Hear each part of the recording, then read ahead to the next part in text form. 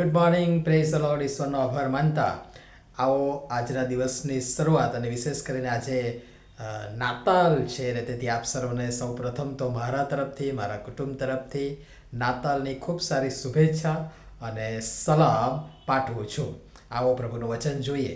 અને તેઓ તારાને જોઈને મહા આનંદથી હરખાયા. માથેની લખેલી સુવાર્તા, તેનો 2 અધ્યાય અને તેની 10મી કલમ. આજનો વિચાર: ખ્રિસ્તમાં અતિ પ્રિયવાલા મિત્રો, પ્રભુ ઈસુ ખ્રિસ્તના સામર્થ્યવાન નામમાં આપ સર્વને સવારની પ્રેમભરી સલામ. પૂર્વમાં તારો જોઈને જે માગીઓ સેંકડો માઇલ ચાલીને તારનારની શોધમાં નીકળ્યા હતા, તે તારો ઓઝલ થયો, અને તેની શોધ કરતાં કરતાં તેઓ છેક બેથલેહેમના બદલે યરુસાલેમ આવી પહોંચ્યા.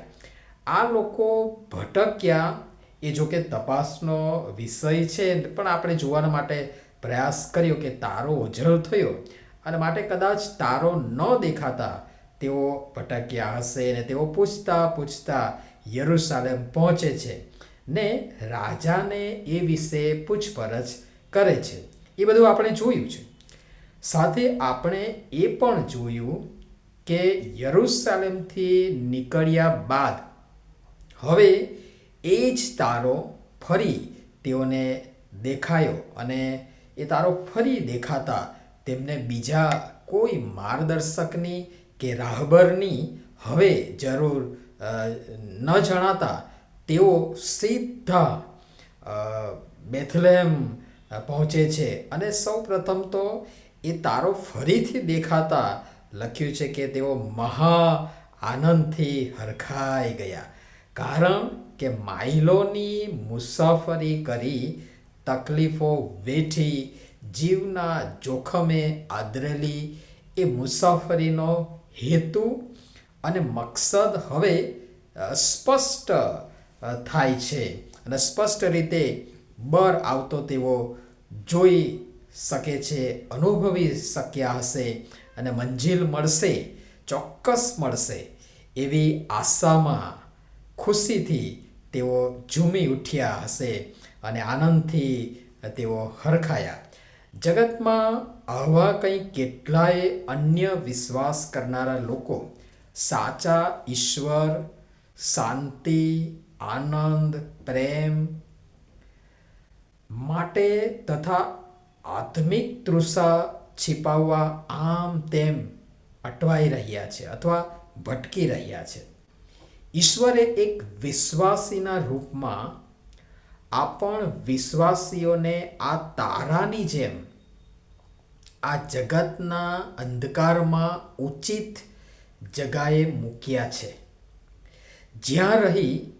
જ્યાંથી આપણે ઈશ્વરને શોધનારાઓને પ્રભુ ઈસુ ખ્રિસ્તની પાસે દોરી લઈ જઈ તેમની ઓળખ કરાવી શકીએ.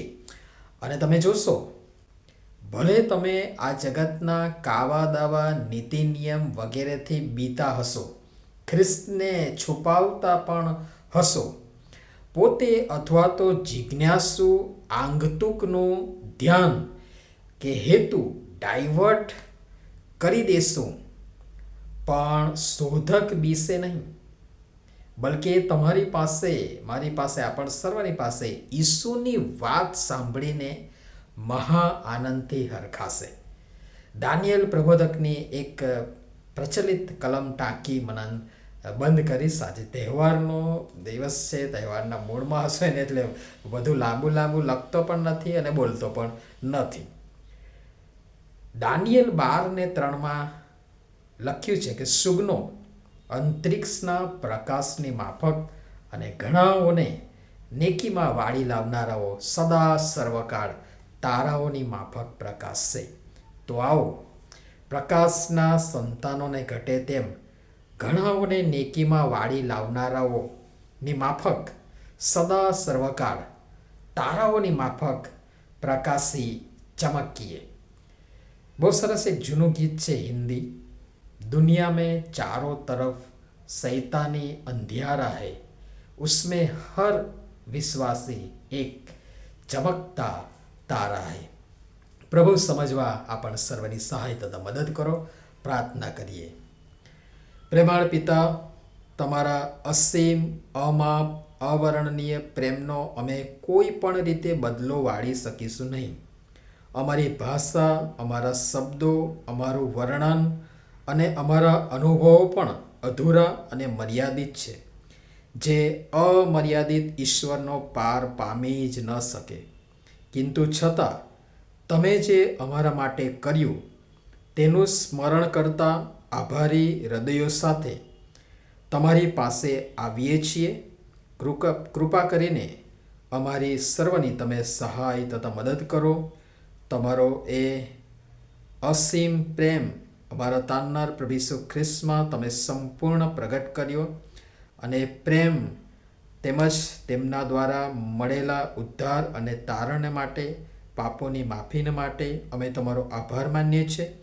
પ્રભુ ઈસુ ખ્રિસ્ત રૂપી મૂલ્યવાન ભેટ, એ અનિર્વાચ્ય દાનને માટે અમે તમારો આભાર માનીએ છીએ. અને આજે નાતાલના દિવસે પ્રભુ ઈસુ ખ્રિસ્તમાં તમે જે અમારા માટે કર્યું એ બાબતોને સ્મરણમાં લાવતા હેતુસભર અને સમજણ સાથે આ ઉજવણી કરીએ માટે અમને તમે સહાય તથા મદદ કરો. પ્રભુ ઈસુના નામમાં અમારી પ્રાર્થના સાંભળો અને આમ સર્વનો સ્વીકાર કરો બાપ. આમીન.